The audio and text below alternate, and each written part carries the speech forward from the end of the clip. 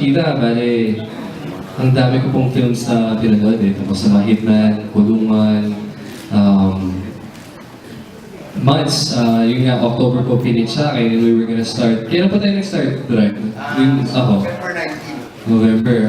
Talagang everyday nanonood ako. Nag-YouTube ako. Lahat ng information doon sa mga preso, lahat ni-research ko. And yun, ang dami ko rin ideas eh. Ang dami ko rin naisip na mga kung ang itsura ni Daniel. Tas, yung first day ko nga, ewan kong nagulat si Direk. Gusto ko nga putulin yung kilay ko, lahat. Pati yung gupit ng yung gupit ko. I wanted it to be very different sa lahat ng ginawa ko, which is... Si Gerald came in with a photo of how he wants to look like. Based on the character.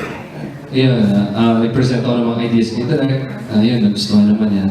And like I said, gusto ko ibang-iba talaga yung basing sa poster. Medyo ngayon lang po ako nagkaroon ng ganitong klaseng poster din. Medyo dugo na ako sa poster. But that was the, yun yung gusto ko mangyari talaga. The risk, well, every project may risk talaga. Pagdating sa action Tita, hindi po siya it's just not an action film talaga. The story, so it's very beautiful. Ang ganda talaga. Yung characters namin, everyone you see in front of you, Tita, napakagaling. And we all did our part kasi we wanted to make the movie more than amazing. Nung napanood namin, yun po yung nangyari. And like Direk said, word of mouth, sana ho,